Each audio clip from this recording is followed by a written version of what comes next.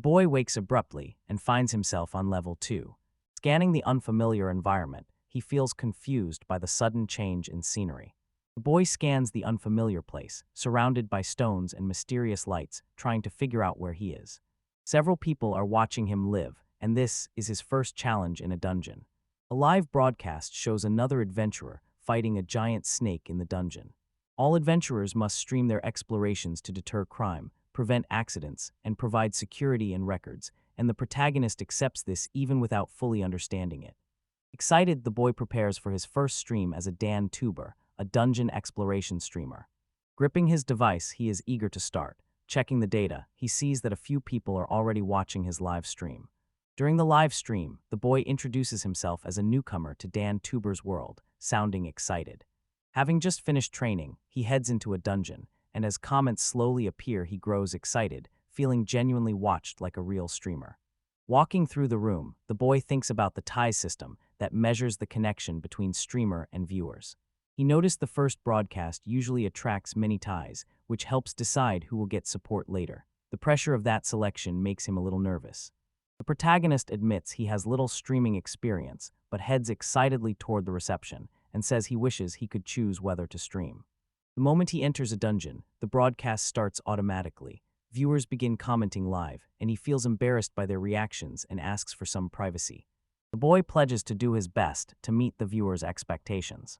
Arriving on the first floor of the Tokyo dungeon, he knows this is a dangerous place where death is common.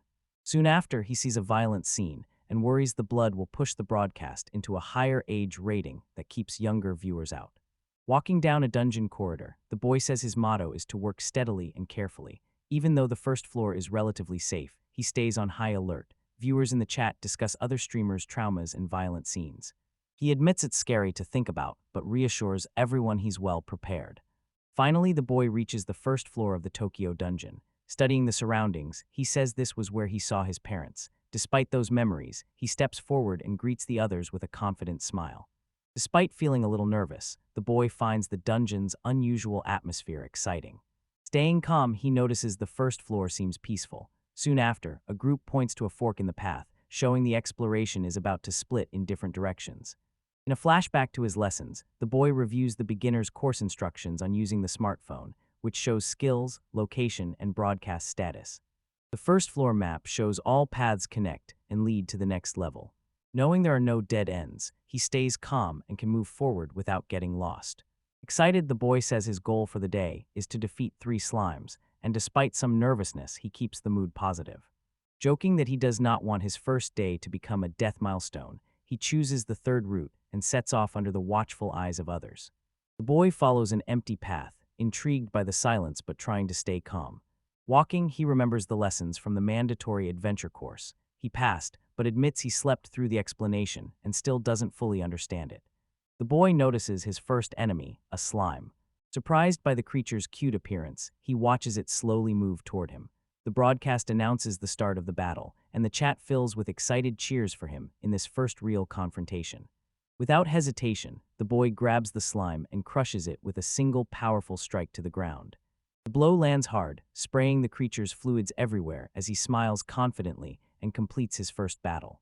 After defeating the slime, the boy is surprised by how many comments appear on the live stream, with some praising him and others accusing him of cruelty toward the creature. Still confused, he wonders whether slimes are truly that beloved.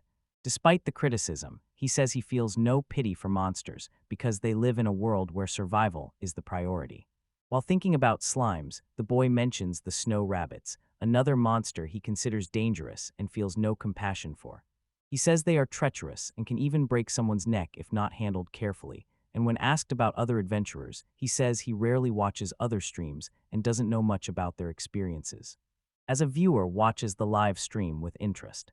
Undeterred, the boy keeps exploring, surprised by how quiet the dungeon has been since his fight with the slime. He expected many monsters but finds it strangely calm, so he steadies himself and moves forward, ready for whatever comes. Continuing through the dungeon, the boy grows more tired and reflects on how hard an adventurer's life is, surprised by how many levels remain and considering whether he can skip parts of the path. Shortly, a comment in the livestream reveals a direct way to advance, a shortcut between floors. The boy is surprised to see the level shortcut notification. Confused and excited, he reacts dramatically and lifts the tablet into the air. He tries to find out what it means and who Yukikaze, the person who sent the mysterious message, is. His excitement grows when he sees Yukikaze, a rank B adventurer, watching and commenting on his stream, and though he does not know him personally, he understands the significance of the fixed rank seal and feels honored by the attention. Although Yukikaze has few subscribers, her rank B status already earns her respect. His excitement grows as he remembers why he admires Yukikaze, who fights with two blades, wears a fox mask, has a commanding presence that inspires him, and above all he respects her incredible strength. Eyes sparkling, he says Yukikaze is the only dantuber he follows and asks everyone to check out her channel. It's the most enthusiastic he's been so far. Excited, the boy shouts that he will praise those he admires without shame. Admiring Yukikaze, he wants everyone to know. Viewers in the live chat joke that he is promoting another channel during his own stream. Yukikaze takes it in good humor, and the boy is happy to show a livelier side. The boy asked for more details about the level shortcut, wanting to know more about the tip he had received. Yukikaze replies in the comments that if he goes a little further, he will find a bright white magical circle. The protagonist deliberately pretends not to understand. Viewers notice and laugh at his reaction. He admits the audience's response to this kind of shortcut feels strange.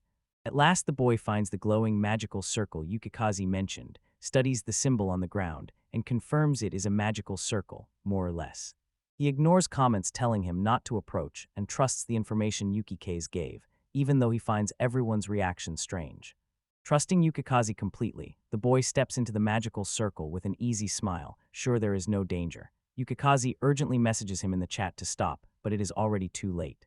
Stepping into the circle, the boy is suddenly pulled in, confused and unsure what's happening. While viewers react in shock and doubt, he read the course manual, and the narrator confirms he entered the shortcut, and there is no turning back.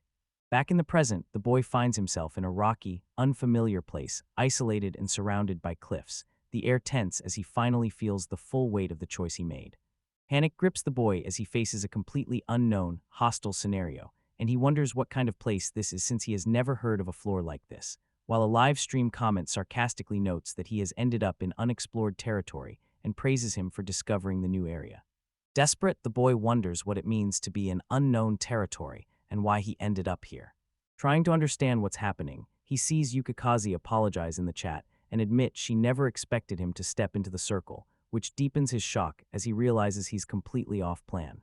The boy admits he slept through beginner training, so he didn't know the magical circle was dangerous, and viewers mocked him in the comments, calling him reckless. He checks his location and discovers he is on the 46th floor, higher than any newcomer has reached, and surprised, decides to show everyone where he ended up with a nervous smile. Checking the device, the boy finds he is on the 500th floor of the dungeon, a completely unrecorded location. Comments flood in with shock because this is 10 times deeper than the previous record. With no room for error, he grasps how serious this is. The phone doesn't lie, and then it hits him that he might be completely screwed. Looking around, the boy immediately realizes this place is not suitable for a rookie with basic gear. A crushing realization hits. Death is impending, panic rises, and he is left wondering what ruin will feel like. Something inside him still refuses to die, panic rising at the thought of dying in the middle of the stream, and he imagines everything he has not yet lived and how it would affect Yukikaze. Even the slime he faced earlier won't stop him. Determined, he resolves not to die here. Not pathetically, not alone, and certainly not live. The boy, even filled with fear, firmly declares he won't die, admits he made mistakes, says he ignored the warnings and did not take the course seriously, now wants to fight for his life, asks that the stream not be turned off, and insists he is still alive and will prove he can survive no matter what it takes. Bowed in reverence, the boy apologizes in front of the cameras and asks viewers for help, admitting with embarrassment that he needs support to survive in this place. Some watch in silence and others make sarcastic remarks, but he insists he doesn't want to die here alone. Audience responses start to come in. Reluctantly, Yukikaze offers to help. The boy smiles sincerely and thanks her, admitting the blame is entirely his. Some people in the comments defend Yukikaze, while others are amused, and he feels relieved to realize he is not entirely alone on this journey. Answering the chat's questions, the boy starts to describe his surroundings. He notes heavy lava flows, high temperatures, and steep slopes. While analyzing, he spots monsters in the distance and tension rises as danger draws near. Seeing a massive wolf ahead, the boy tries to stay calm and wonders whether it is just a normal wolf. The comments explain that despite the lava, the dungeon's temperature is regulated to stay livable, and they remind him that beginners should avoid monsters rather than fight them. Now facing a real threat, he hesitates, unsure what to do next.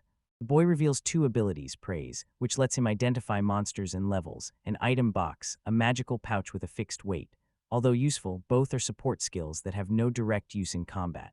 Facing imminent danger, he admits he cannot fight monsters with what he has now. He remembers that when the dungeons first appeared 2 years ago, you only needed one skill to enter. What started as a bit of fun has become a life-or-death situation for him. Yukikaze encourages him, saying he can still learn new skills over time, but tension rises when the chat brings up the floor boss, and he realizes he has not thought about that until now. Facing the floor boss, a large and strange enemy, he is puzzled to learn he must defeat this type of monster to advance. He was relieved to learn it wasn't necessary to defeat it if another adventurer already had, and someone in the chat suggests he find a safe place to rest since facing it now is out of the question. Aragami tells the boy that from the 50th floor up, every large country has an inactive area on each floor called a rest area, and offers to help him find one of these caves to take shelter in. Surprised, he realizes he's speaking to someone famous, the explorer in second place and a well-known American star. The boy freezes when he realizes a living legend who can clear the 50th floor alone is watching his stream. He worries he was rude or unworthy of the attention. Checking his device, he is stunned to see that over 150,000 people are watching his stream. Urgent news is now being broadcast around the world. News outlets start covering the case of Sakai Katoba, a Tokyo high school student who disappeared after accidentally being transported to the 500th floor of a dungeon while exploring, and the story draws national and international attention as he continues streaming live, confirming he is alive. Reaching so deep a floor exceeds all known records. Sekai freezes when he sees himself on the news, imagines his parents watching and calls out to the camera that he's okay, while the broadcast sends his stream viral and draws a huge, growing audience. Viewership surges past 400,000. Still embarrassed, Sekai bows and asks for help, saying he is a novice. Trying to see the bright side, he thinks he has more allies, and with determination he moves forward to find the cave Aragami mentioned. Sekai chooses to move quietly to avoid being seen by the monsters. Trying to move quietly, he still draws a wolf's attention, and it immediately locks its gaze on him. At the top of the hill, Sekai celebrates, thinking the place is calm and spacious. For a moment he thinks he's in a bonus stage and can advance easily, but Aragami warns him not to jinx it, and at that moment something appears above him. A massive, monstrous wolf looms above Sekai, who freezes in fear at the creature. He offers a hesitant greeting, but quickly realizes he is in danger. Yukikaze types in the chat, telling him to run. Sekai bolts for his life as a massive black wolf leaps after him, and despite his fear, he forces a nervous smile and speaks aloud as if he trusts someone or something will save him.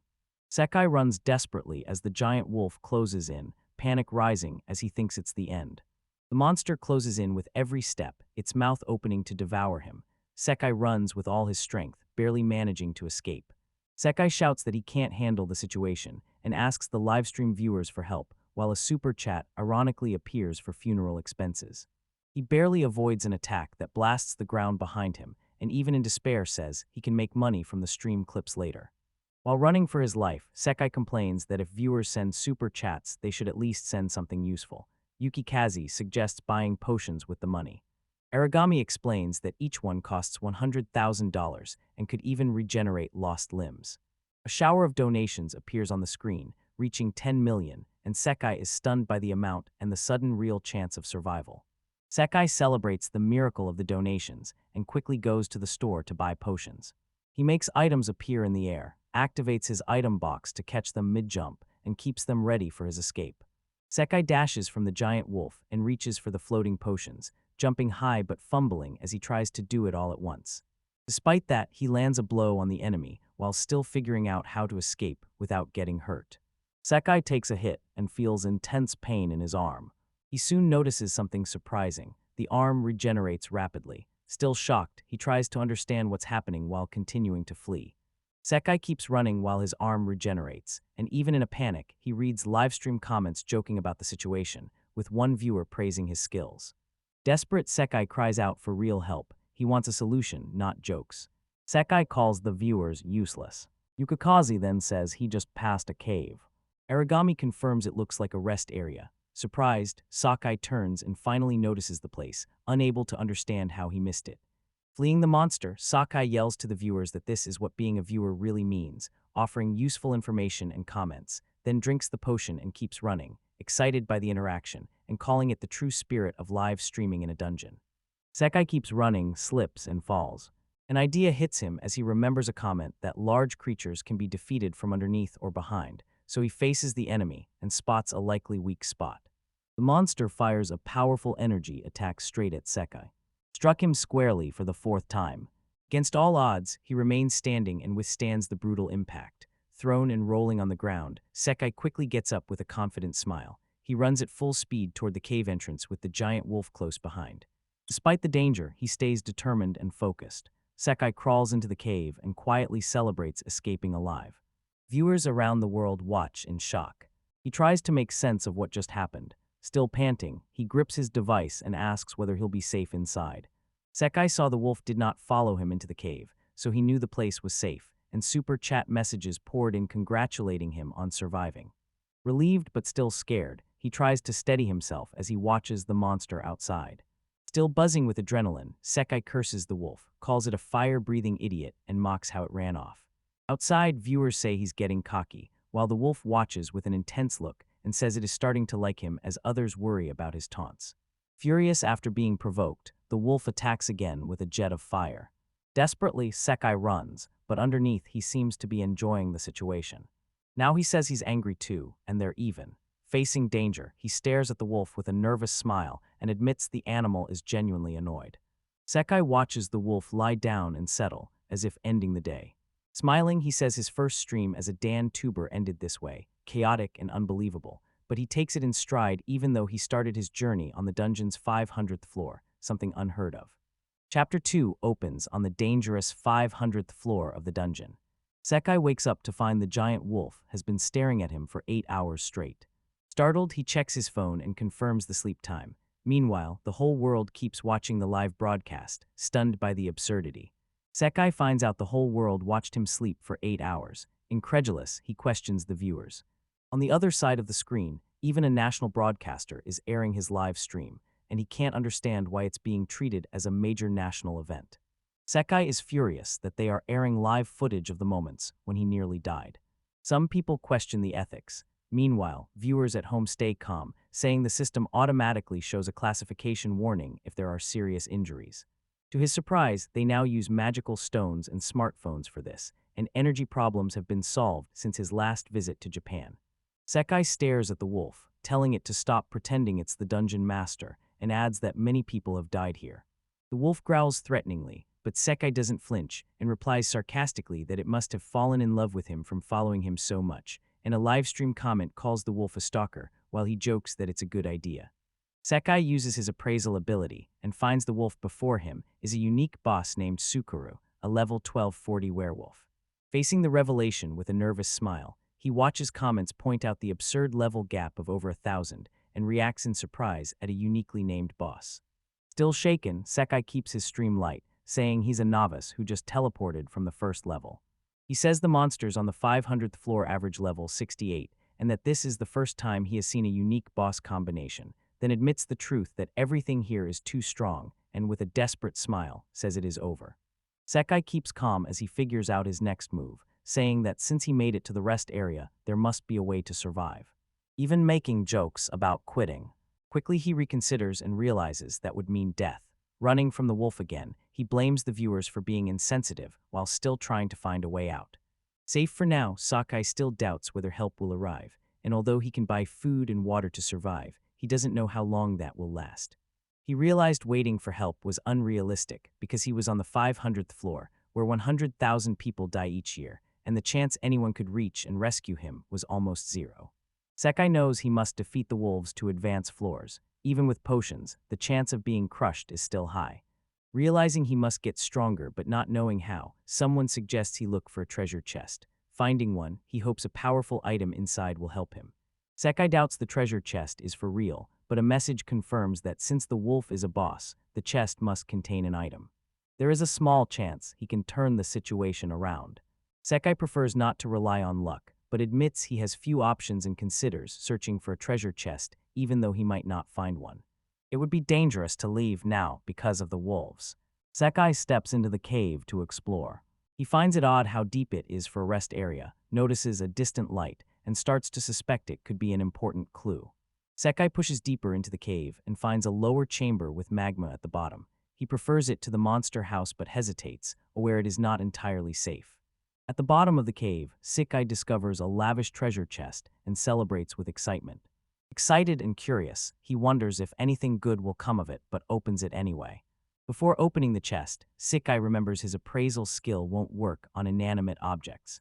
He remembers a conversation saying some chests can actually be monsters in disguise, the famous mimics, and that to avoid such traps he would need trap detection skills or clairvoyance. He concludes he has only heard about this, and it is all based on rumors. Sekai worries the chest might be a trap, but gives in. Aragami says that in this situation monsters can be smart. The entire floor is probably the wolf's territory. Even if the chest is a mimic, other monsters probably can't invade this area. Sekai, still confused, decides to trust and prepares to open the chest. Cameras record the moment like a live broadcast as Sekai opens the chest, and he grows excited and confident, not realizing a glass cell has formed around him and trapped him. Something bursts from the chest and attacks Sekai, making him scream while the audience jokes that he always loses an arm in these situations. Aragami insists they were outside the wolf's territory, as if that explained the trap. Sekai snaps, realizing no one really cares about what he's going through. Thanks to the $100,000 potion, Sekai barely survives, and Aragami says he would have died if the activation move hadn't been through contact. Sekai stays upbeat and thanks people who sent information in super chats while teasing those who laughed but did not help. Sekai says he has nearly 100 million, but doesn't know how many potions he'll need. Aragami says he checked the store since they probably added new items after getting so much money, and Sekai lights up at the idea.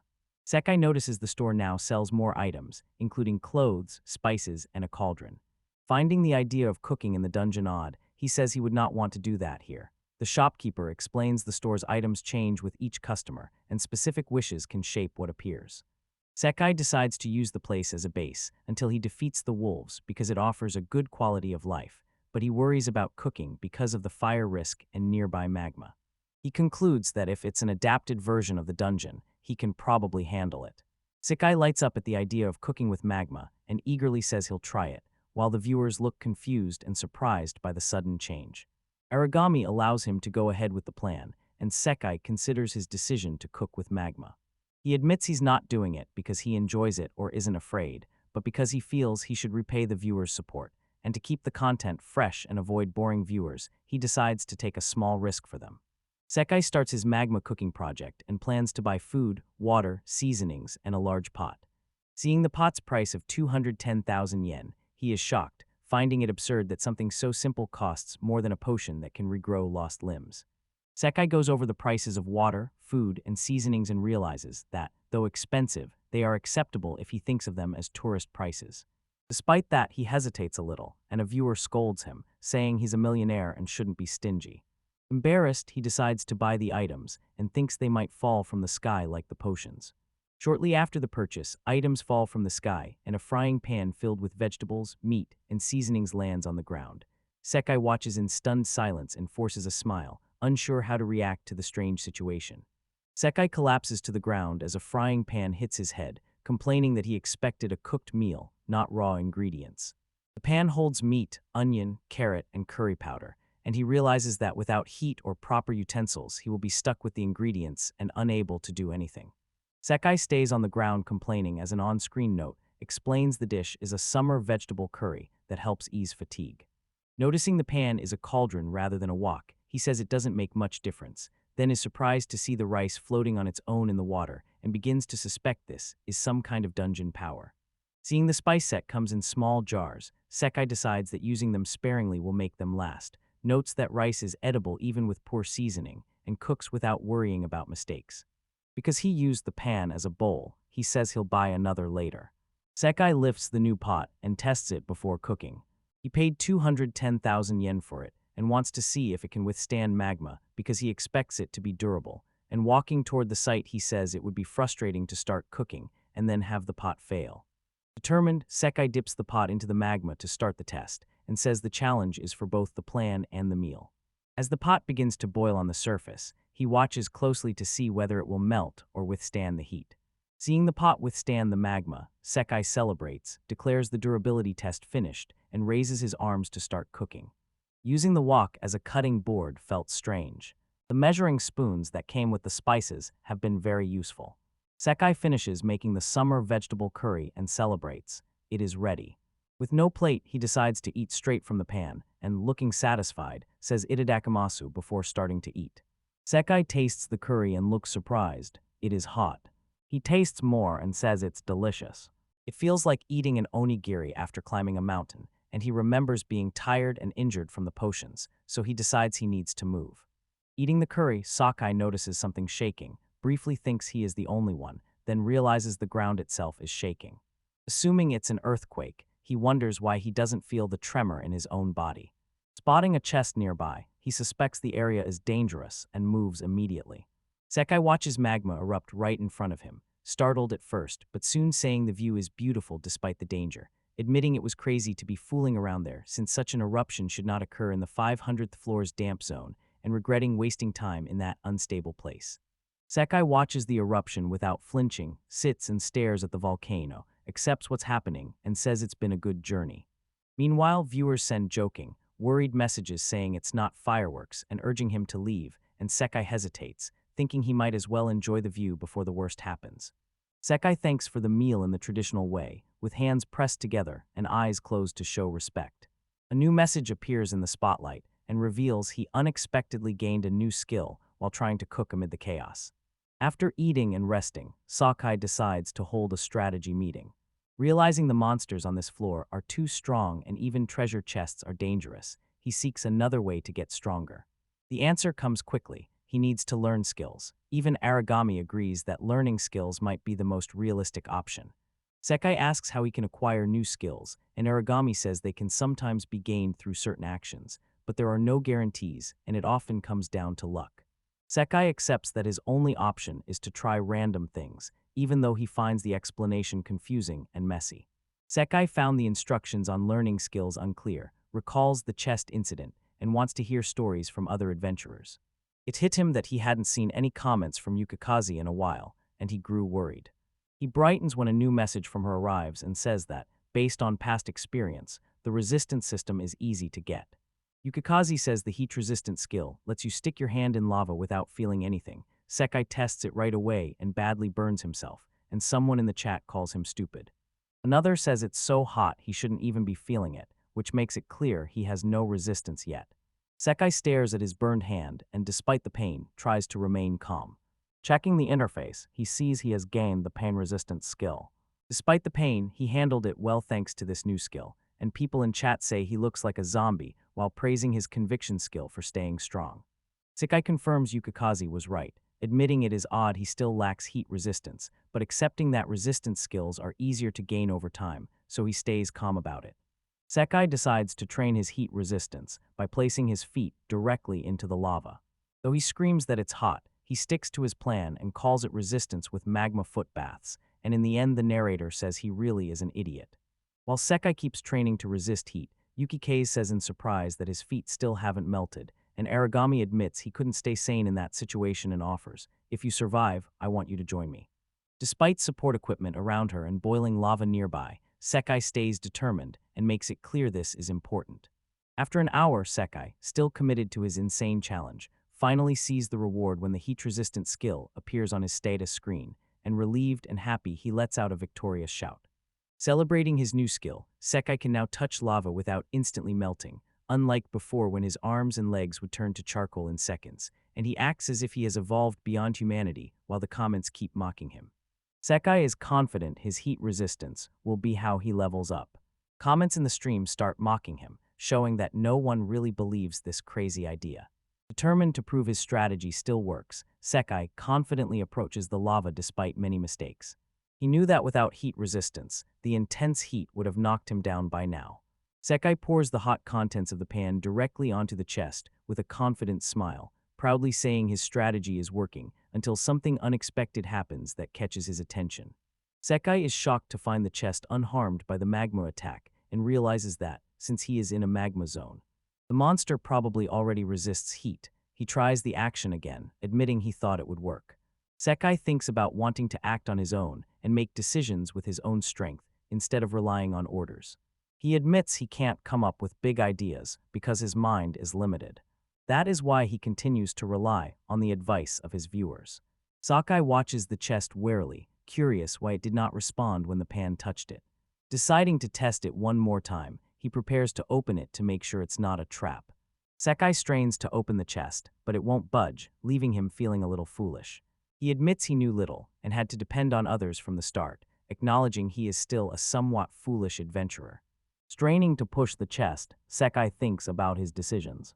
Even when he asks for advice, he insists on making the decision himself and will not blame others if things go wrong.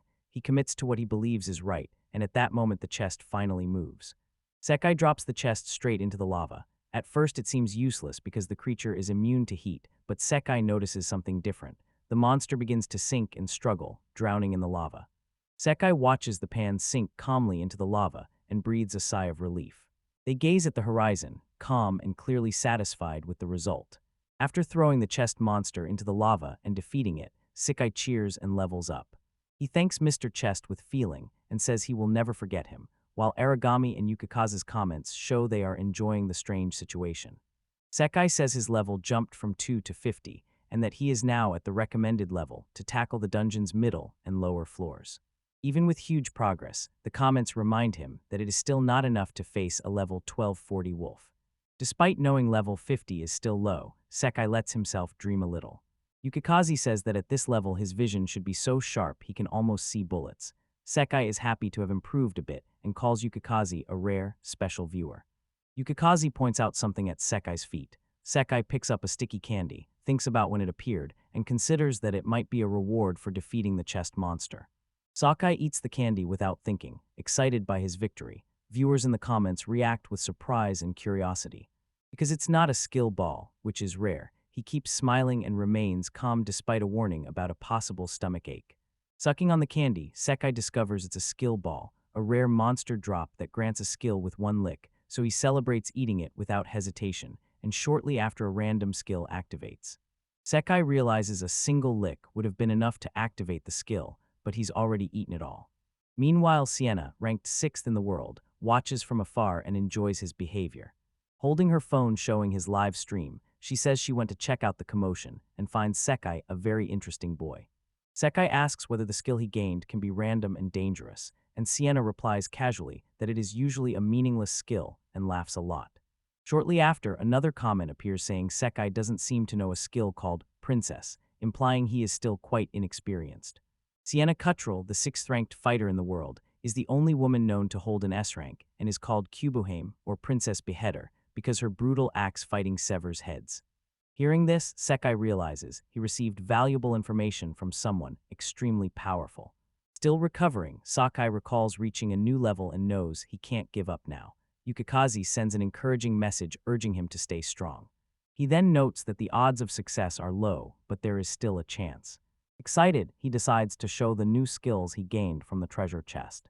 Sekai discovers he has a new skill called self-sacrifice that turns defense increases from future levels into attack power, but prevents him from using heavy equipment.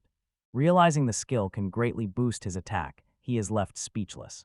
Sekai notices the side effect and is shocked as he grasps the skill's true nature. Although strong for offense, the ban on heavy armor makes him doubt its worth. He tries to accept it, but his discouraged expression shows how shaken he is by the trade. Sekai throws himself on the ground in frustration, outraged to have gained a skill that actually weakens him, and he complains that his life was sacrificed from the start, and this only makes it worse. Yet as he rolls indignantly, the comments remind him he is still alive, has potions, and that his previous strategy was just a desperate act.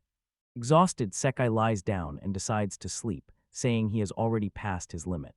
Others mention the time where they are, and for some it's still noon, while he also tries to buy clothes in the system, but is too tired to continue. Another commenter asks if he's sleeping, and Sakai replies that he just lay down. After a few hours, Sekai wakes up and says good morning even though it's already noon. On the 3rd day of survival, he feels better after resting despite the tension. As he tidies up and gets something ready, they say he can really sleep well. Feeling more rested, Sekai begins to reflect. Comments start coming from far more competent people like Yukikaze, Aragami, and another mysterious figure. His new visual skill finally lets him read the comments, though it gives him a headache. The comments section is packed with high-level connections and discussions among experienced adventurers. Sekai sees the situation as complicated but isn't out of ideas, and since he needs local information to make a solid plan, he decides to act on his own. Determined, he says he will quietly map the area around him. Sekai gets ready to run. Without hesitation, they start sprinting with a determined stance. Soon he wonders why he's running so fast. In the comments, viewers joke about his intensity, saying it's unnecessary to rush just to explore. Pointing at the wall, Sekai says this is the wolf's territory, remembering that one of them stared at him the day before. Not seeing any now, he chooses to run as a precaution so he won't be caught off guard, and in the comments people call him overdoing it, with reactions ranging from admiration to mockery. Sekai explains that when fleeing enemies, mapping is essential to avoid dead ends. He learned it from a powerful adventurer and now uses others' information to guide him. Although he relies on them, he also helps by mapping the path, and at the end he says he is running low on supplies and stresses the importance of the viewer's help. Sekai realizes he was trying to draw the map by hand and decides a photo from a high point would be easier. A bit frustrated at wasting time on pointless notes and already bracing for criticism in the comments, he decides to move forward and work hard to get results and make up for his mistakes. Sekai reaches a high point and is impressed by the view. After taking a picture, he gets excited when he sees part of the terrain, including lava and even some wolves. Sekai realized that seeing the wolves from above meant they could see him just as clearly. Realizing this, he panics and is completely exposed to the monster's eyes. The protagonist watches the wolf's attack and feels time slow down. It feels like that famous accident moment when everything seems to slow. With impact imminent, he wonders if this is finally his time to die. The protagonist stands still before a forceful, approaching energy mass. As the explosion erupts just ahead, he watches silently, calm and accepting of what comes next. The creature's strike just misses the protagonist, the person who is surprised. When someone calls it luck, Sienna immediately objects, insisting it wasn't just luck, and Aragami agrees with her. It also reminds that Yukikaze already explained the wolf's power increases based on the player's level. Aragami notes Sakai saw the fireball's path and dodged it, and other viewers are surprised by the move, question how Sakai could execute such an advanced maneuver, and become even more interested. Sekai narrowly avoids being hit by the attack, dodging just in time. Though his arm is burned, the heat resistance and pain resistance skills he gained earlier keep him from feeling it, and while trying to recover, he falls into a cauldron. A wolf reappears, ready to attack. Sekai senses the danger and runs immediately. Retreating, he decides to end the exploration for now. Go back to the cave for safety. Sekai tries to go back to the cave and finds the wolf already waiting, blocking the entrance. Smiling nervously, Sekai acknowledges the enemy's cunning.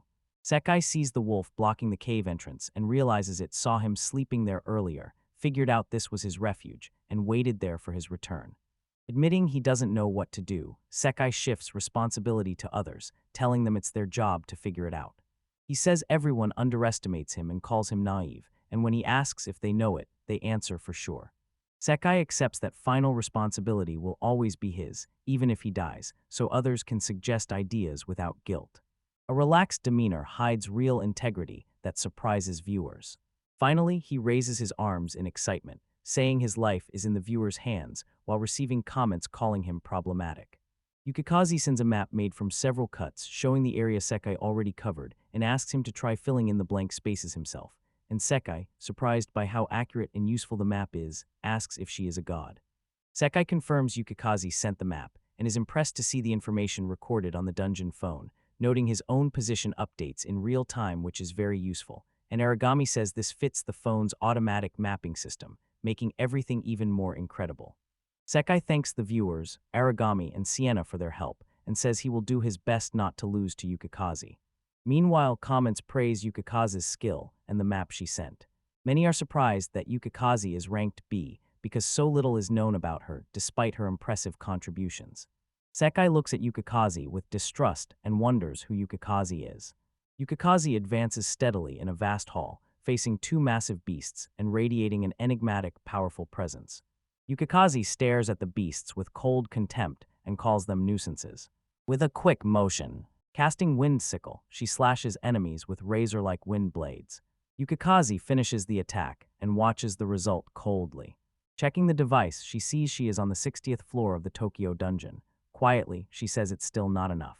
She concludes she has come a long way and that her journey is far from over. With a serious expression, Yukikaze watches the scene and reveals it was because of her that Sakai Kautoba, a promising novice. Someone was sent alone to the dangerous 60th floor, an unprecedented decision. Filled with regret, she remembers that she was only joking when she told him to step into the teleportation circle, and now she wonders why he went along with her. The man in the suit says Yukikaze is the only person in Japan who can reach that level, and that he understands she wants it kept secret. Adds that permission to falsify a livestream account has been granted and vows to divert attention from it, while Yukikaze listens, and the narration notes she is a top-tier S-rank. Kazama Yukinasama stands in silence, and the narration stresses that an S-rank nearly standing still is no small matter, underscoring how powerful and mysterious she is. Yukine watches from afar, aware of the responsibility she carries and accepting that entering a dungeon is the adventurer's own risk. Sakai entered the teleportation circle only because of her comment, and she quietly admits he ended up in this situation as a result. Excited on the live broadcast, Sakai thanks Yukikaze for the map she made, says it will help them a lot, and suggests they keep exploring to fill in the map's blank spaces. Meanwhile, Yukikaze looks determined and quietly resolves to do her best thanks to him. Watching Sakai from a distance, Yukikaze is moved by how positively and determinedly he faces everything, and she thinks that very positivity saves her, but she also feels she must act on her own, so Yukikaze stands up with a firm, determined look. She tells herself she will succeed this time and tells Sakai to wait for her. Alone in the empty corridor, Yukikaze stares ahead and quietly hopes she can save him. More than ever, she feels it's her turn to repay Sakai for everything he's done. With the wolf standing at the cave entrance, the protagonist walks around the area to finish the map. While exploring, he discovers a treasure chest that is strangely on fire, leaving him confused and worried. The protagonist completes the map, while the wolf still blocks the cave entrance.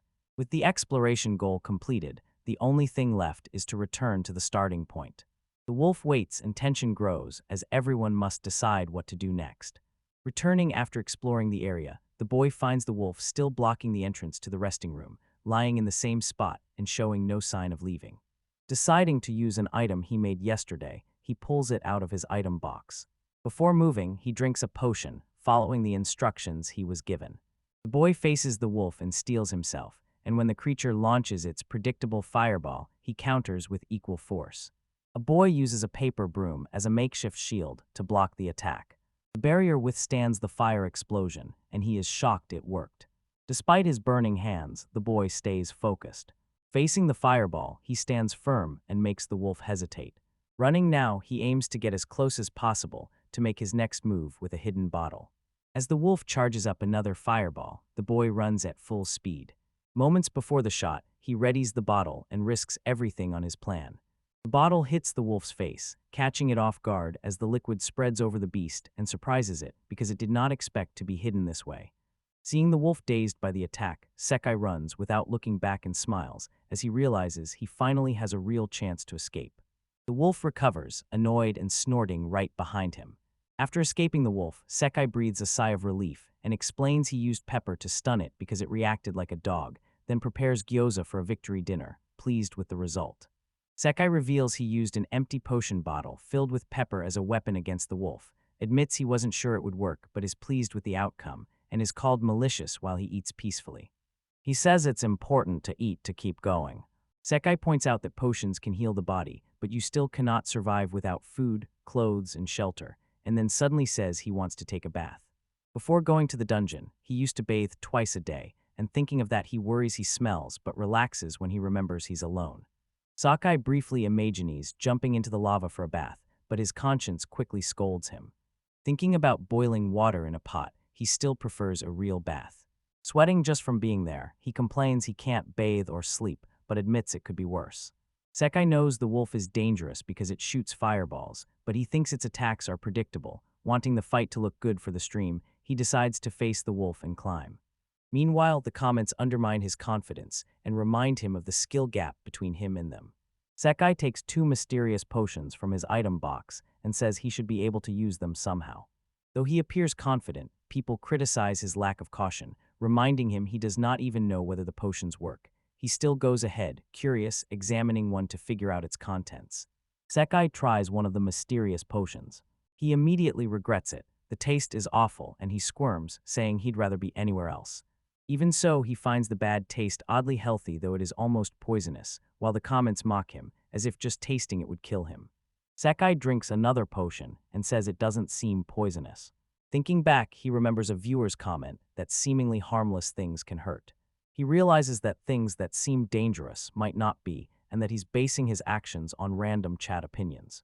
Sekai plans to use another potion if it's poison, but the system warns potions do not cure status effects. Still, he figures that since the first one didn't harm him, the other must be poisonous, and if it's a strong poison, he might use it against the wolf. The next day, Sekai confronts the wolf again. Someone suggests throwing the substance into the wolf's mouth. He replies that this is not the plan and wants to confirm something first. Sekai quietly plans to let the wolf bite his arm after applying a mysterious potion, hoping it will affect the enemy. Sekai calmly approaches the wolf with his arm outstretched, believing that since he always attacked first, his arm will be the wolf's best bite target. Though it seems a bit crazy, he tries to provoke the monster by offering his arm as bait. Sekai holds his arm out, a calm smile on his face. He stares straight into the wolf's open mouth, completely confident his plan will work even though he's one step from being bitten. The wolf sinks its teeth into Sekai's arm. Sekai watches in surprise as the plan unfolds and sees the wolf swallow the mysterious potion just as he expected. Sekai watches the wolf calmly chew what it just swallowed, including his hand and the mysterious potion, and stays silent, hoping the poison takes effect as the wolf's gaze slowly begins to change. The wolf shakes violently, drools heavily, and writhes in pain. Sekai watches, stunned by how quickly the poison takes effect. The potion was clearly deadly, and his plan worked. Sekai watches the result, relieved and stunned, admitting he didn't expect the wolf to fall for the trap, since if it were poison the creature might have noticed. But it worked, and now he holds his injured arm, surprised he's still alive. Sekai's plan worked. The wolf lies poisoned on the ground, and Sekai watches, surprised by how easy it was. Despite the success, he admits it was so simple it's almost disappointing.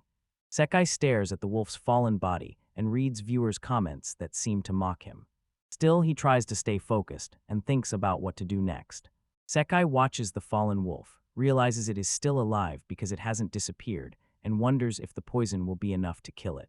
Sekai struggles to gauge the creature's condition just by looking, and when someone suggests using a skill to check its remaining HP, he explains he can only see its name and species, limiting his options. Sekai freezes when he sees the wolf still conscious and starting to rise, and panic hits as he realizes the creature can still move after taking the poison. Sekai screams in fear when he sees the wolf stand up. Instead of attacking, the wolf turns and staggers off, and a surprised, confused Sekai runs after it, asking where it's going. Despite many comments mocking Sekai's actions, Aragami defends his choice, saying it was the right decision. Weakened by the poison, the wolf still stands but staggers, and the toxin is slowly spreading through its body. Aragami says if Sekai wants to defeat it, this is his only chance. Excited, Asakai steps forward while the superiors analyze his decision. A woman says he instinctively made the best choice, and Yukikaze agrees that, given everything that happened, it was a sharp move. Despite these serious compliments, it is clear Sekai is probably not thinking about any of this and is just acting on impulse. Sekai runs on instinct as the poisoned wolf chases him, aware the resting area would be the safest spot. He runs without thinking, feeling he can change his fate in that moment, and although he's bothered by always getting stuck in situations like this, he doesn't regret the choice. Sekai studies the map, makes a firm decision, and says he'll act without saying what the plan is. Others question his motives, but he simply tells them to watch, confident in what he's about to do. Sekai faces the wolf head-on, steady and smiling. Confidently, he calls the monster closer, and with a sharp, provocative stare, says he could defeat it just by looking. The wolf lunges fiercely at Sekai, but Sekai stays calm and even smiles. Sarcastically, he praises the monster, calling it a good wolf for lunging at him. Sekai taunts the wolf and slides backward across the floor. The wolf falls right where he stood, surprised by the move. Sekai smiles, satisfied that everything went according to plan. He shouts, calling the wolf an idiot as it dives straight into the magma. Sekai comments that monsters who lose their intelligence and judgment behave like beasts. Confidently, he points and adds that this was exactly what he wanted, to make the wolf fall straight into the lava. By the time Sekai notices, he is already being dragged into the magma with the wolf, and he screams in fear as he feels the monster's tail wrap around him. Sekai tries to stay calm, but it's clear they are both about to fall together. The wolf throws him straight into the magma, and as he tumbles in panic, someone tells him not to get too excited. Sienna notes he fell in only 2 frames, and Aragami says sarcastically he'll laugh if Sekai is still alive. Falling, the protagonist reflects on his situation and prides himself on never stopping his thoughts, even when in trouble. He acknowledges that this solves nothing, and then admits that accepting defeat only shows he cannot change the course of events. As he fell, the protagonist reflected and realized that endless thinking would not help. He realizes that as he falls, he cannot stay silent, and there is something he can do. The cell phone in his hand shows he still has a chance even in this desperate moment. Still falling, the protagonist summons something with grim determination. Desperate but managing to cast a spell or use a skill, a form begins to appear before him. Grabbing it, he strains to stay in control, his face showing effort and focus. The scene shows his attempt to stop the fall and escape the desperate situation. After trying to survive, the protagonist finally falls, but is not wholly defeated and ends up in a slightly more controlled situation, feeling relieved to have made it this far, but soon seeing the cost when his hands and feet are scraped. And another character calls his actions impressive but a little comical, making the scene mildly ironic and humorous as they talk about his condition. The protagonist now sees the situation more clearly. Watching the lava, he says the bottom is shallower than he expected, and a creature appears, makes a sarcastic remark, and asks whether he means himself. Watching the creature wrapped in flames, the protagonist realizes its appearance means it does not fear lava. Concerned about fall damage, he soon notices the creature is not coming toward him. He decides he now has a better chance to reach solid ground calmly and safely, and will move slowly to avoid further problems. Giving the creature a skeptical look, the protagonist calls it a wolf and complains about how rushed it is. He tries to cheer it up, calling it brave and saying there's still time to go on, though he finds it odd to encourage a creature in such a complicated situation and forces a positive tone, so the scene mixes frustration with an attempt at support. Now determined, the protagonist turns to the indifferent crowd and jokes that his life is in danger, but he will press on with his mission, even without an audience. Heart racing, he says he's ready for the scaffolding operation on a walk, mixing the situation's tension with a laid-back attitude, then grows excited about being a novice and embraces the new challenge lightly despite the gravity of the moment. The protagonist presses forward, jumping over the floating pans and fighting to keep his balance on the lava, almost slipping but pressing on, and behind them the flaming wolf chases them. Drinking a potion on the way to withstand the heat, he grows excited as the exit comes into view. The wolf keeps chasing him, relentless, and with one last jump to escape, the protagonist prepares for the final stretch. The protagonist makes the final jump towards solid ground, confident he has escaped. At the last moment, he miscalculates and falls straight into the lava. While plummeting, he dryly explains why he lost, calling it death by dive. In the background, the wolf watches with indifference. As the protagonist is about to fall into the lava, the wolf behind him leaps and triggers a massive explosion. The impact hurls the protagonist straight towards solid ground, and surprised by the twist, he admits the wolf's unintentional help and offers a dry thanks. Scratched from the impact, the protagonist hits the ground as on-screen comments mock how he was thrown. He complains that the audience always laughs at his misfortune, even after all he's been through. With a fake look of outrage and a sparkle in his eyes, he stands up and moves on, showing he won't lose his spirit despite the hardships.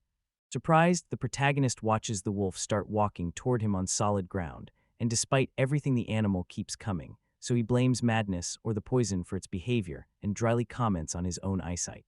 Ultimately, he realizes it's not the time to stand still and decides to leave as soon as possible. The protagonist faces the wolf and refuses to run. He didn't drown the creature in the lava, but he feels something inside him has changed. Marked by the experience, he is ready to face whatever comes next. Gripping his weapon with conviction, he readies himself to move forward with courage. To prove his determination to fight, he stares directly at the wolf. Preparing to strike, he aims for the creature's eyes, believing they link to the brain. His words may not reassure, but the protagonist grips his sword and thinks about his situation, admitting running only bought time and realizing he must act to get home. And amid memories of real life and scattered thoughts, he decides hiding won't help anymore. Deciding to move forward, he calls the wolf to follow. Determined, the protagonist charges the wolf with his sword, ready to end the chase. He faces the creature head-on with steady courage. Declaring the game of tag over, he prepares to fight for real, Charging at full speed, he ends the chase and raises his sword to deliver the final blow while the wolf charges too, making the clash inevitable as the battle reaches its climax. At the decisive moment of the fight, the protagonist pulls out a special card or item that surprises the wolf, steps forward with a confident smile as he realizes the opponent is following a predictable pattern, and calmly accepts the situation, showing he's now in control of the game. Standing before the wolf, the protagonist says they are tied because neither seems injured, and with his weapon in hand, he tries to keep the situation under control. As he moves forward, the wolf throws him hard, sending him far away. While flying through the air, he jokes that the wolf was right and admits there was no tie at all. The protagonist is thrown hard into the wall, slams into it and becomes stuck, while the audience mocks him, saying he's fused with the wall and has become a piece of art. As some laugh and others pretend to worry, he tries to respond, still dazed, and wonders whether this can still be called comedy despite the violence. After the impact, the protagonist is stuck in the wall and says he could have died if he hadn't taken the potions in time, but he recovers quickly and regains his composure with good humor. Soon after, he stands up excitedly and says that now he is fine and the next step is obvious, showing readiness to continue with renewed confidence. After recovering, the protagonist admits he's mentally exhausted by all he's been through and can't work out the next steps, so he asks viewers directly for suggestions, hoping they will offer ideas. Still, the comments aren't helpful and tell him to think for himself. Remaining upbeat, he keeps trying to engage the audience. Trying to grab everyone's attention, the protagonist forces a serious look, but his exaggerated expression makes viewers doubt the urgency, and some say he doesn't even seem to need help. Meanwhile, the analysis team seems to be wrapping up, and another character arrives saying they're late, marking the arrival of new support. Marigami's message arrives with the finished analysis and a way to defeat the wolf, and the protagonist reacts with relieved excitement as if a savior has appeared. Audience comments welcome the analysis team's arrival, and the protagonist exaggerates his reaction. Promising to lick Aragami's shoes in exchange for help, he reads the proposal to join the guild with excitement, feeling renewed hope and confidence. Aragami explains the wolf is a special searing wolf immune to normal attacks because it is partly made of magic and fiction.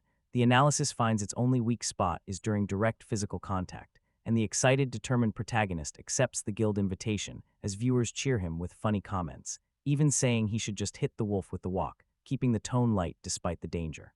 Confident in the plan from the analysis, the protagonist bets everything on the walks, saying all he has to do is buy several and throw them at the enemy.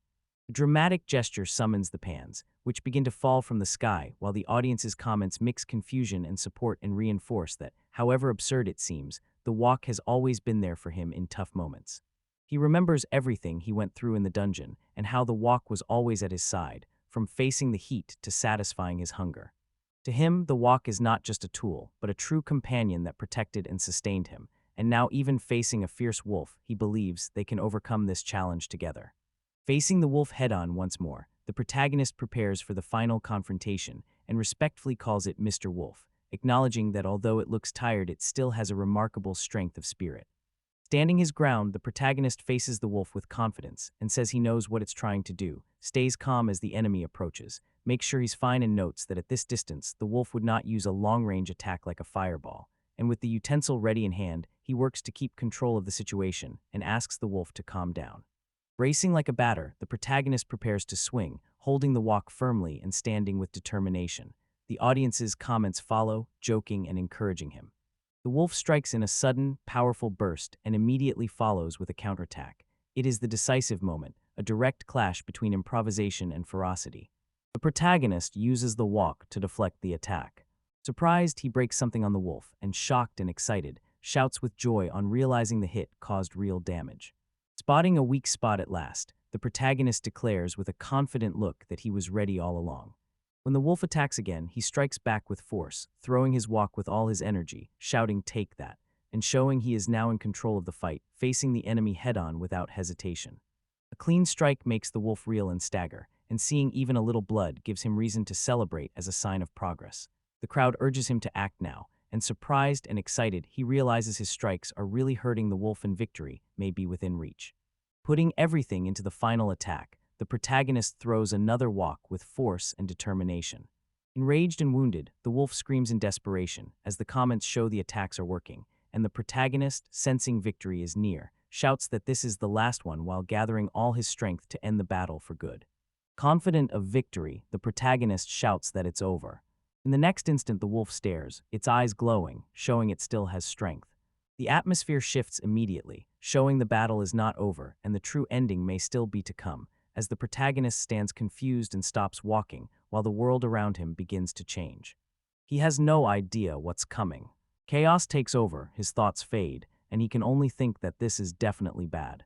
A blank mind signals the start of something unknown and likely far more dangerous. The protagonist wakes on the ground, wounded and exhausted but alive. Meanwhile, his stream is flooded with donations and excited comments, turning it into a big spectacle. Still dazed, he realizes what he just did, having faced and cornered the wolf with nothing but a walk, and despite the pain knows he pulled off something incredible. The protagonist lies shattered after the battle, sprawled on the ground in intense pain, barely able to breathe with limbs that feel useless. And confused and weak, he tries to remember what he was doing, while his failing body and scrambled mind fight to keep him conscious under the weight of the battle he just fought.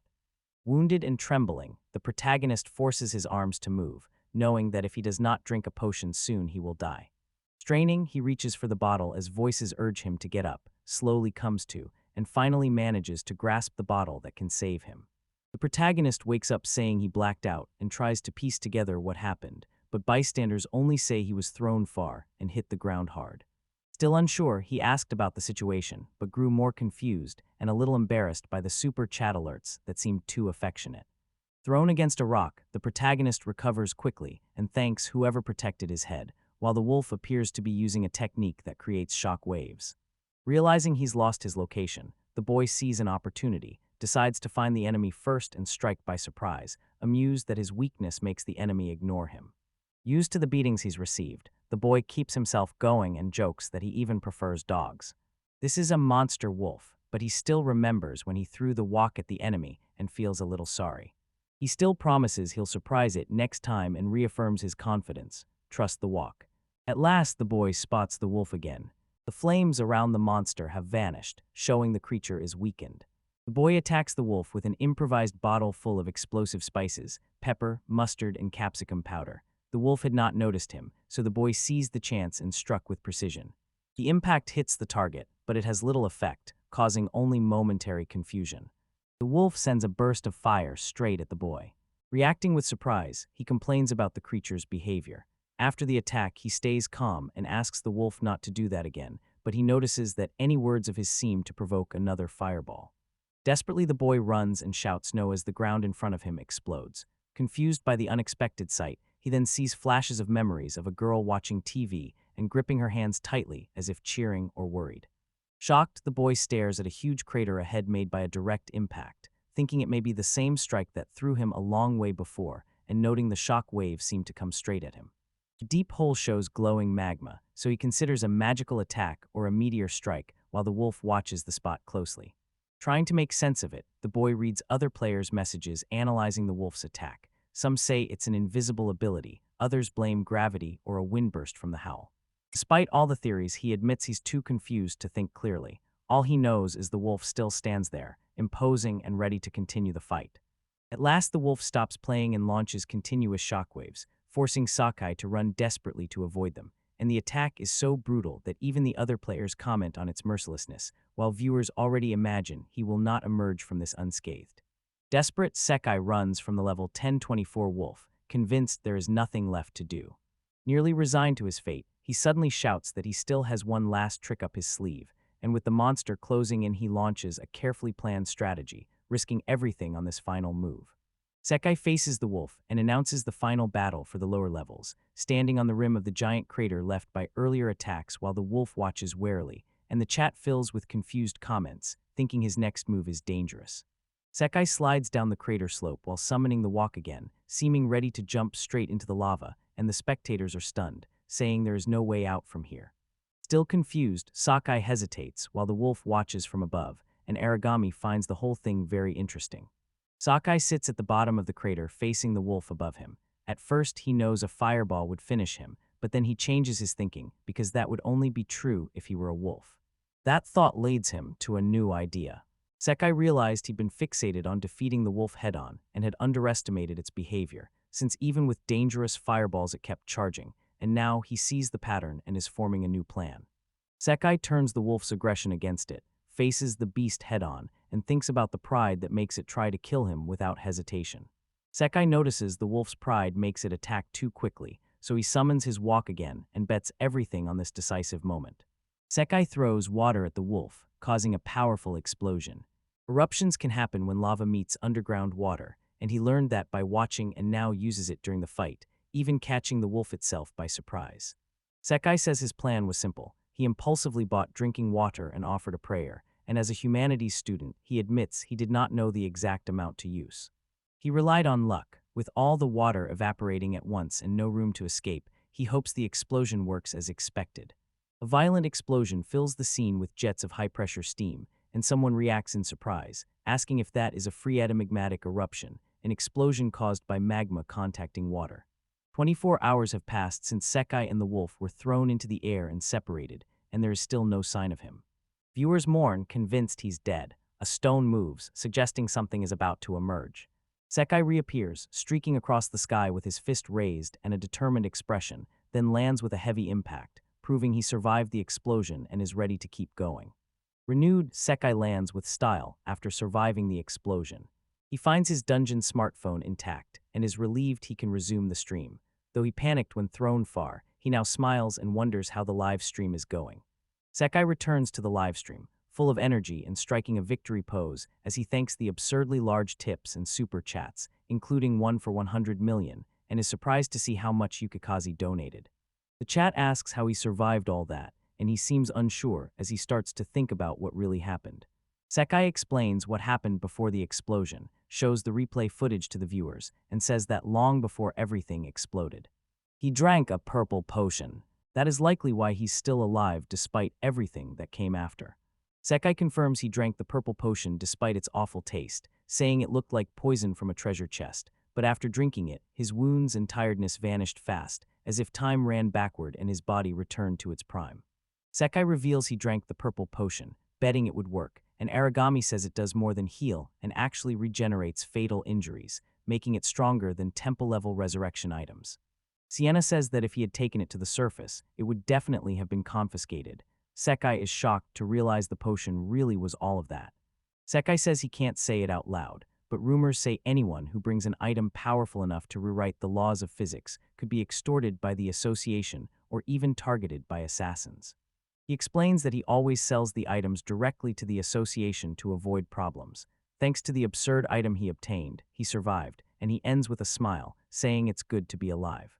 Sekai says that even after surviving the explosion, the fall left him completely wrecked. To his surprise, his whole body felt pleasantly strange. It took him a while to drink another potion and recover, so he apologizes for the wait, and once back to himself, he ignores the curious comments and says it is his turn.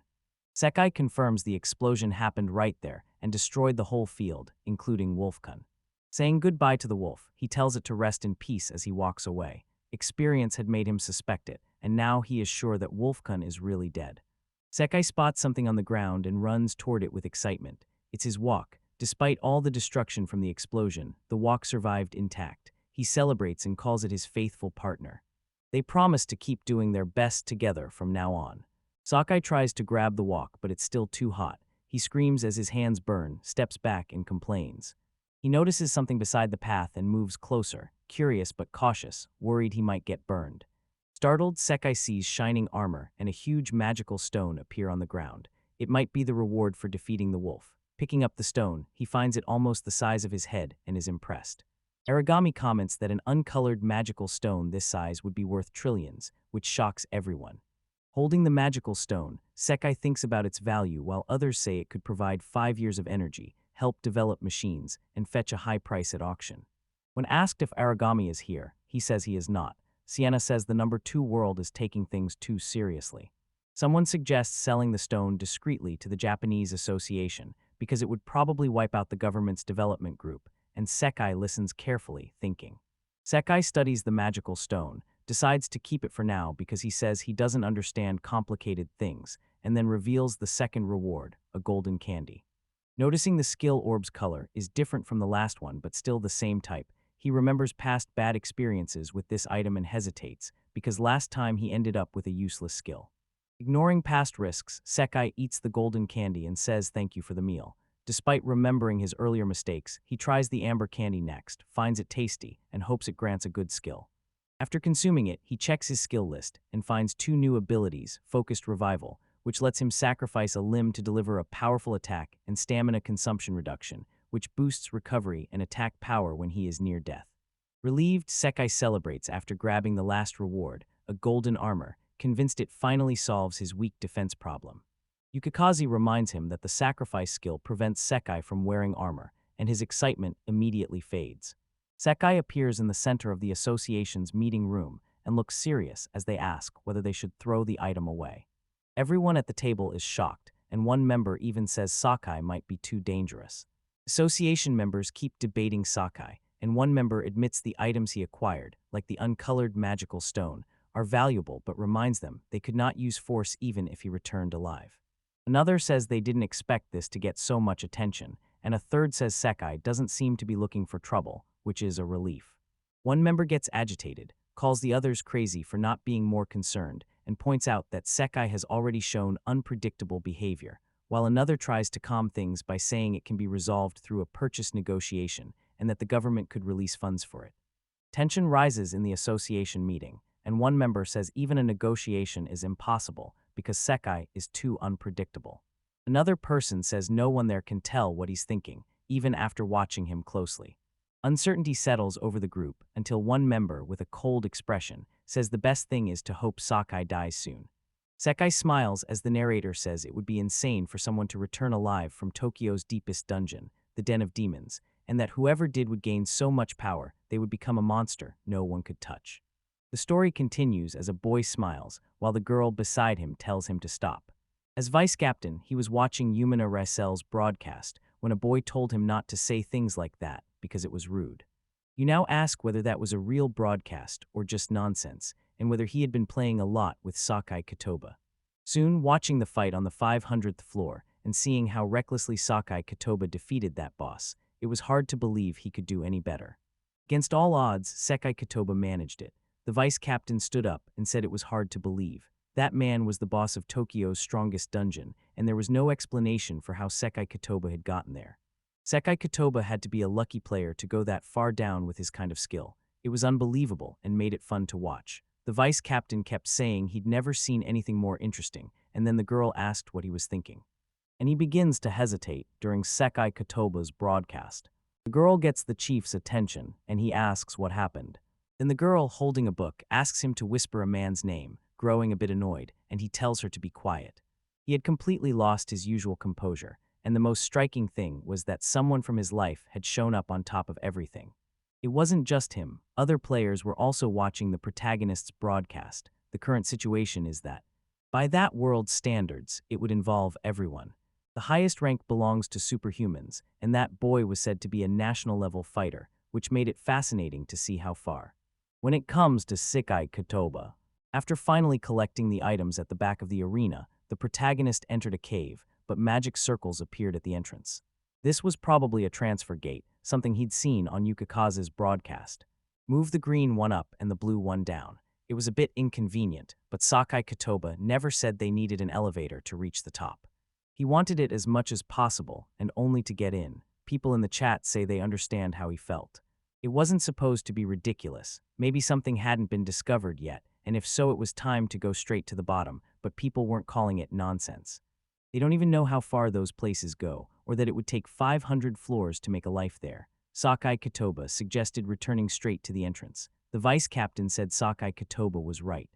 He has his own plans, and meanwhile on the lowest floor, the 500th floor remained unknown, with lies hiding the truth about how to defeat the monsters that destroyed the lowest level and the dungeon's deepest part. It would guarantee an experience that offers benefits to those. All the benefits went only to the conqueror. The idea that taking a dungeon would make it vanish was rejected by entire nations to protect resources. In fact, the dungeon economy had already collapsed, and even India had fallen. That is why no dungeon could be conquered. This promise was reserved for those who reached the highest rank. That probably mattered to Sakai Kotoba because he didn't even know the dungeon's core existed, and the girl asked the vice captain if he had been watching someone who could beat him. You now say he was the weakest. He doesn't even know how to use such destructive powers, and even if Sekai Kotoba levels up a lot, the captain could still take him down in 2 seconds, which is the confidence shown while watching him walk. The attacks also suggest he will become much stronger than the vice captain. This unknown situation deserves a closer look because nothing is sadder than discovering it made no sense, and the vice captain will soon want to see it. Yumina must understand this. She is the third-ranked person in the top tier. Her name is Yumina Ristel. The girl asks whether the vice captain only wanted to say that line, but was too influenced by Japanese anime and manga. Soon he feels trapped, but this should make things more interesting. The whole world was watching Sekai Kotoba, and he soon wondered what would happen and how long Sekai Kotoba would wait.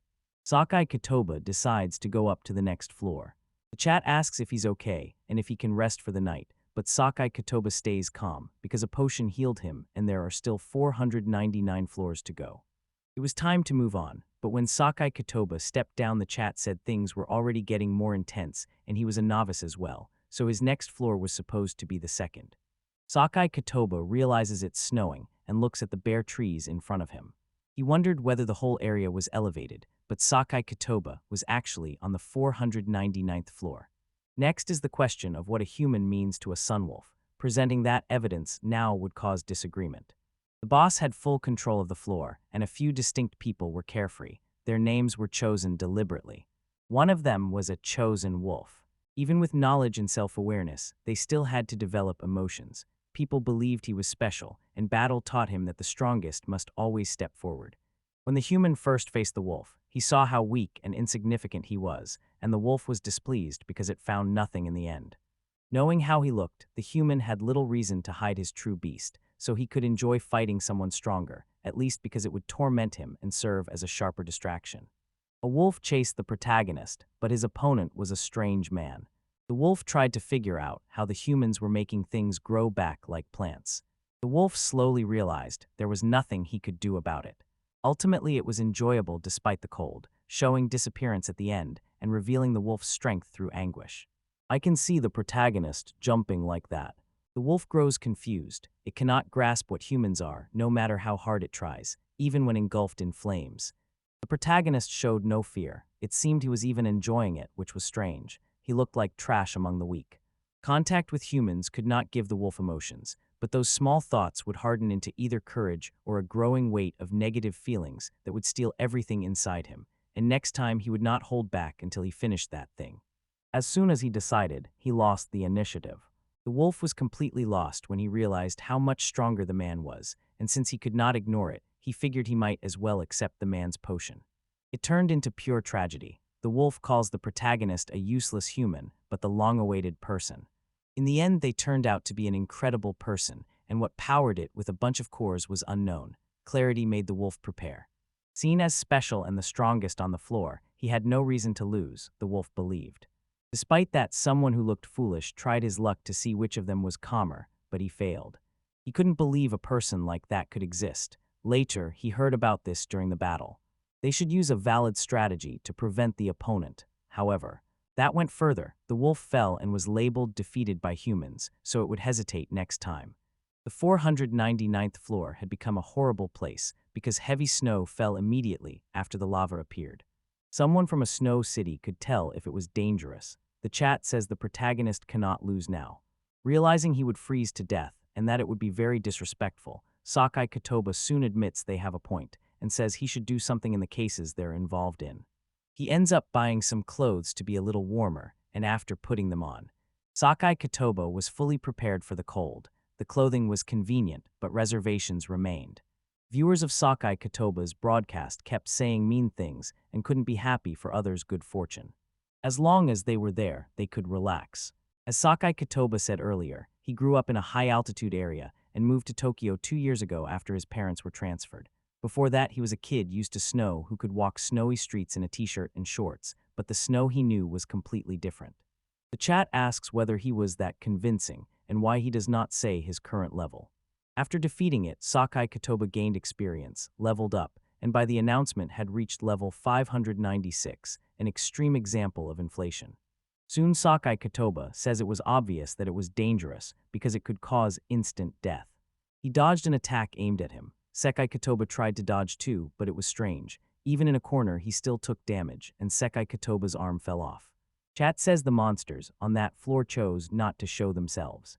Onlookers asked how anyone could fight that kind of thing, and they said Sekai Kotoba should leave because tensions were rising, but soon Sekai Kotoba used a skill to observe what was happening. He sees a small level 1029 rabbit. It looks strange, and the whole chat goes crazy, saying there it was, the trauma, that thing. The snow rabbit was going to finish the protagonist. It embodied his deepest trauma, and the girl said the final chase was intense because the rabbit would never forgive him, and they intended to latch onto Sekai Kotoba's neck. They knew no one really wanted to see a real decapitation, so he had to dodge or he would have been in trouble at that moment. Watching that rabbit felt strange because it was so cute. Sekai Kotoba wanted one as a pet, and the chat wondered if he had lost his mind and was being tricked by that sort of thing. That rabbit had been labeled the most hated monster of the past 20 years. Sekai Kotoba did not want it as a pet because it tore his arm off as if it were nothing. Even when he checked his phone, it still did not attack. Surprisingly, it seemed perfect, and people enjoyed all the content Sekai Kotoba could provide. I had never seen anyone with such a fixed reputation in research. The chat said that after the first encounter with a snow rabbit, they should share more information and do more research, and a high-ranking explorer even claimed he was known as the Snow Rabbit Killer. Even though he seemed sensitive, it still felt odd to watch Sekai Kotoba's broadcast when he looked like he was having fun. Things had already improved, but he could not understand the events any better, so with the adventurer ready to share his ideas, it was best to listen, and in the end, they wondered what a snow rabbit really was. The monster that appears in the middle of the lower floors and shows up across many countries varies in type, appearance, size, and level of cuteness. Resembling rabbits, they are the most addicted species in the world. Cute looks hide a predator that lures you in and aims for the throat, beginning attacks with a surprise from the shadows, and using its small size to its advantage, and it has sharp claws so a bite is not the only danger. It tears flesh from its prey, and if you dodge it simply watches with those adorable eyes, sizing you up until you lower your guard and then waits for the moment to finish you. And Sekai Kotoba understood all this and soon began to observe the rabbit. He wondered what it all meant. He assumed a wolf would have a sense of self, but however intelligent it was, it might not be capable of that kind of thought. The rabbit was actually very docile. The chat warned Sekai Kotoba not to do that. When he touched the rabbit, he realized his hand was no longer on his arm. The rabbit kept eating everything. He drank a potion, but the rabbit still did. His hand and that continued. It had been happening for quite some time, and eventually the rabbit became unusually docile from that feeding, which was odd.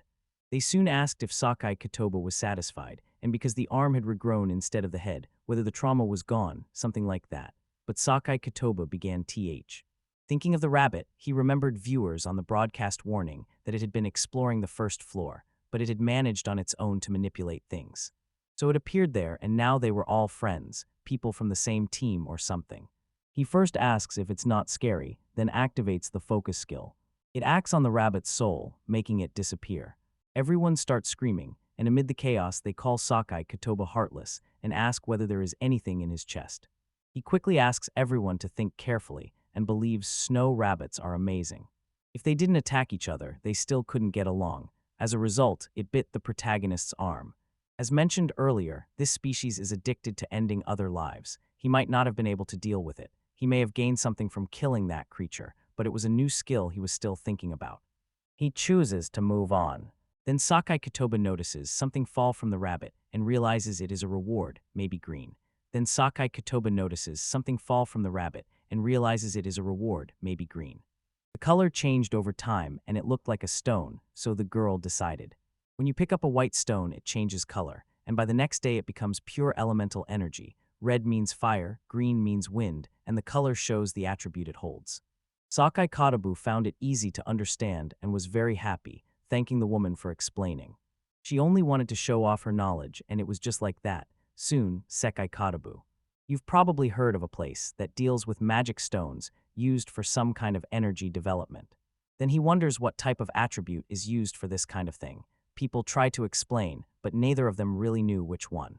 They should explain it to Sekai Kotoba. The vice captain says the stones can be used in several ways, though they basically store energy. That means they can artificially create effects like wind or cold, even if only temporarily. Those effects could be used for harm or for applications like power generation and development. First, wind was used for power generation, like a wind turbine that can spin without energy from magic stones, and the remaining power would supply electrical circuits and aircraft systems, while a magic stone that size could run for about a month as intended. Sakai Kotoba ultimately gives the woman the win, saying she used words he understands well. Soon Sakai Kotoba explains that explaining is not just about arriving and telling someone everything. The chat goes wild, and the man shows no reaction at that moment. Sakai Kotoba learns these things can appear worldwide and that magic stones have replaceable attributes. He even says he had been running for a month and found it interesting. But that is useless to him because they need something to make the dungeon much more interesting. The chat urged Sekai Kotoba to use the controllable magic stone, but he had no interest in magic. The main thing was he had to find a place soon because his arm still hadn't healed. He needed a quiet place to recover and wondered if there was a cave or something, but the snow was so thick he couldn't see anything. Ahead of him, the chat said the area was vast, and the 500th floor had poor visibility, so he could encounter all kinds of monsters along the way. Sakai Kotoba says he may be right for them to wait for something like this, and he may not have gotten hypothermia. Soon he starts to think the snow is building up in front of him. Something seems to be blocking it. Maybe it was the city hall of the city Sakai Kotoba was in, where toy dinosaurs were everywhere, and a dinosaur monument stood in front of his city station to mark that he could be expelled there. Sakai Kotoba apologizes to the chat, but soon the chat figures out where Sakai Kotoba is in real life, but that thing. A huge figure stood before him, perhaps a monster that would make the wolf look small, and the chat says Sekai Kotoba would be crushed. Maybe he should go back somehow. Nobody saw a death flag for Sekai Kotoba, which relieved him, but it was a blind spot where he couldn't sense anything about that monster. They accepted the silhouette. First, they should figure out who the monster is to calm things. The woman says she can see without focusing. If they fought, they might lose immediately. Sekai Kotoba's skills dealt unpredictable damage that left an impression, but against those massive targets, they would probably need 2 or 3 hits, and he would lose everything Sekai Kotoba had, so he soon fell into deep thought. The protagonists decided to land those critical hits again. Given he could fight with those skills, he should shout that he won't lose the first time because they like it. After all, repeating it felt very strange. Sakai Kotoba said it was a bad habit he was starting to pick up. Turning to run, it was now just about getting back to where he came from. When Sakai Kotoba turned around, the snow had stopped. Sharp light and dark made the scene clear, so his shadow fell directly behind him. When Sakai Kotoba turned, he saw a huge turtle whose face was watching him closely. Sakai Kotoba froze at the sight of the turtle. Its silhouette looked like a dinosaur, but it was actually a long-necked turtle in a very cold place, and he suspected he was being deceived. The turtle stopped, then darted towards Sakai Kotoba. The move was incredible, but Sakai Kotoba launched a careful counterattack. The turtle unleashed a powerful gust. Sakai Kotoba managed to hold out for. It stayed in the air for a while, but soon flew and crashed into a mountain in the. From a distance, the chat said that was incredible, and it still is.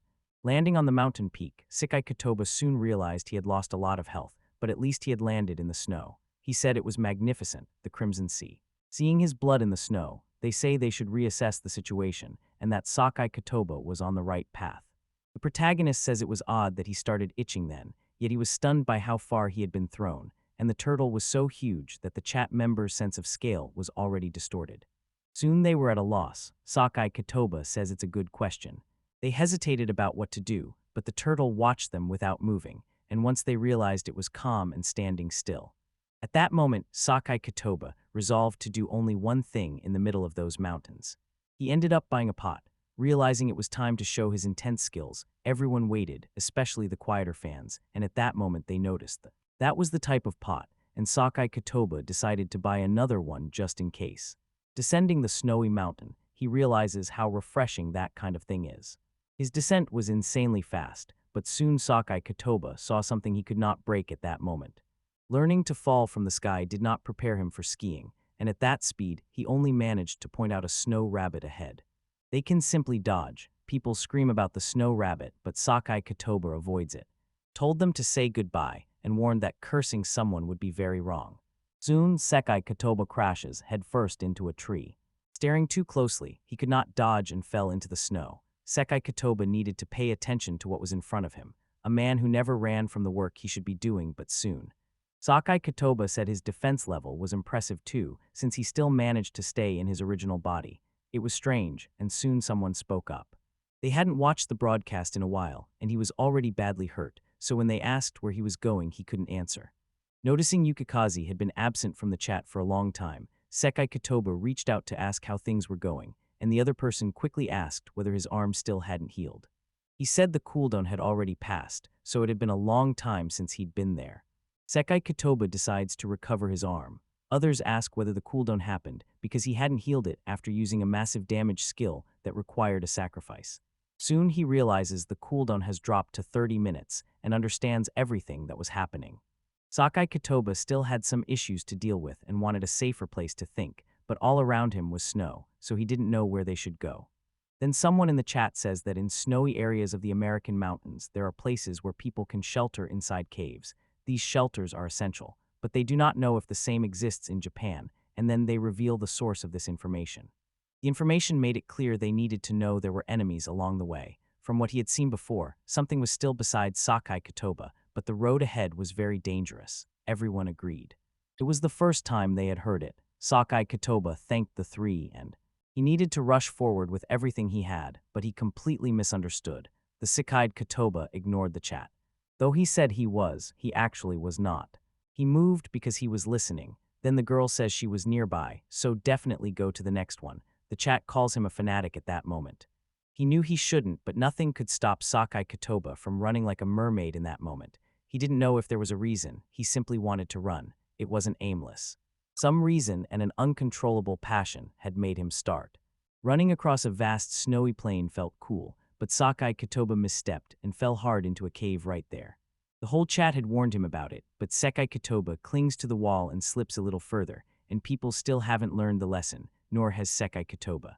He knew better than anyone that the woman was an excellent investigator, and that place matched what she had suspected, so Sekai Kotoba doesn't think it's a trap. Put simply, he lets go of the wall, believing a place to rest lies just ahead, and so he falls with everything.